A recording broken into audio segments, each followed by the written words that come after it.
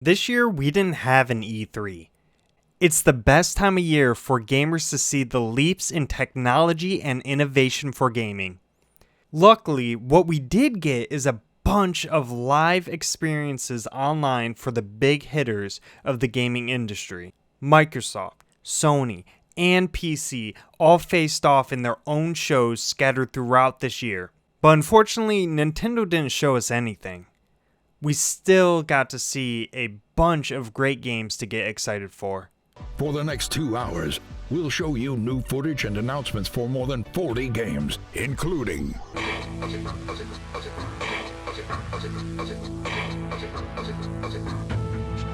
Really, PC?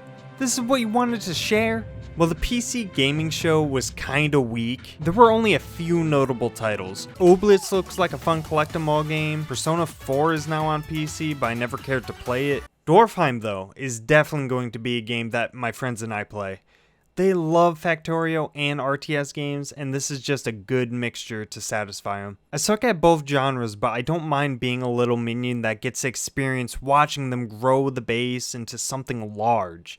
Speaking of which, Icarus is going to be a smash hit with my friends. You land on a strange planet and only have 30 minutes to gather material and build a base before you run out of oxygen. Then you gotta head back to the ship, manage the resources you obtained. I could see it now, one of us is gonna get ditched just so the rest of us can make it to that ship on time. Torchlight 3. Now this game I can get hyped for, and it's been available to play for the past few months. My friends who have already played it told me to wait for it to come out of early access because there's a lot of fixing that needs to be done. But I know the final product will be just as fun as Torchlight 2. Torchlight 3, your legend awaits. Although the PC gaming show was weak AF, the Xbox gaming show was god tier. They showed hit after hit. 2 games from the Life is Strange developers, a new Forza, Medium looks absolutely amazing, Grounded, early access, came out. If you're waiting for the biggest game of the year, then wait for Cyberpunk. And Obsidian also released this.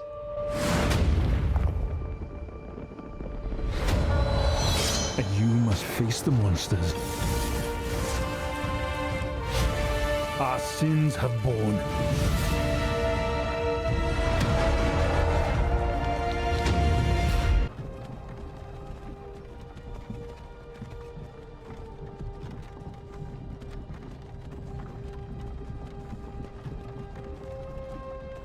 They finally showed Halo Infinite gameplay, and honestly, this game looks so bad. And I'm not talking about the gameplay, the visuals look like Xbox 360 graphics.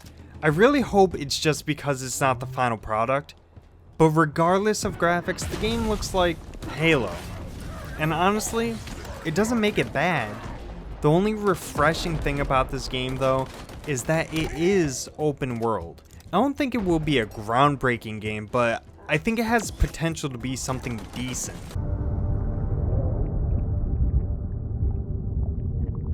Psychonauts 2? Hell fucking yeah. I got my Psychonauts poster. I got my Psychonauts shirt. And I got my Psychonauts toothbrush. I'm ready for this. The first Psychonauts had such a big impact on me. It's not just a game. It's a piece of art. It sheds light on mental health and gives a visualization of how handling emotions differently can affect you, while also showing what different disorders such as bipolar, schizophrenia, and OCD may look like in a person's mind. When I got to see it at E3 and meet some developers, I was starstruck. After years of hoping for a sequel, and finally walking up to that booth, the thought in my head was just, this is finally happening. If I was able to meet Tim Schafer myself, I'd probably pass out in excitement. Sony came in hard with Spider-Man, where you can play as Miles Morales. I'm so pumped. I love Miles as an alternative Spider-Man. As a black man, I feel like Miles is more relatable to me. The last African-American teenage superhero that I remember was Static Shock. Plus, electricity is one of my favorite superpowers. It's also my worst fear. They continue kicking things off with Ratchet and Clank, which looks absolutely stunning. I mean, this game is a technical achievement for consoles. Being able to render multiple worlds within seconds is something that's never been done before. Remember playing Skyrim on the PlayStation 3? And the loading times take minutes just to load a store.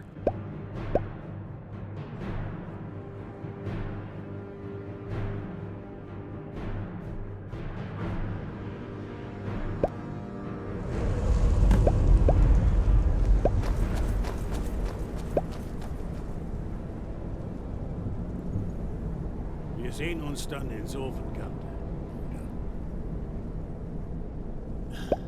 Now that consoles have upgraded to using an SSD, the load times are nearly non-existent, allowing Ratchet and Clank to throw you seamlessly through the world without a loading screen. I totally will try to get my hands on this one. They're making a new Twisted Metal.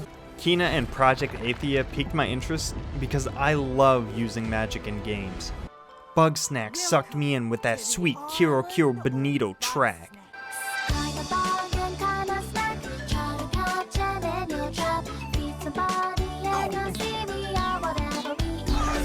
Speaking of music, Gearbox, buddy, what the hell is this garbage playing on your Godfall trailer?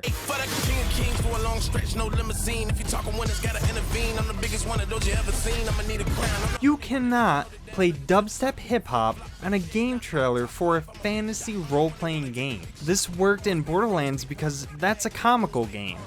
But if you're making a serious hack-and-slash fantasy game, I can't take it serious with MGK spitting freestyles over Skrillex. I am excited for this game though. It looks like a co-op Darksiders with all the loot you can imagine. It will be a ton of fun to play with my friends. Hopefully, it turns out like Borderlands 2 and not Battleborn.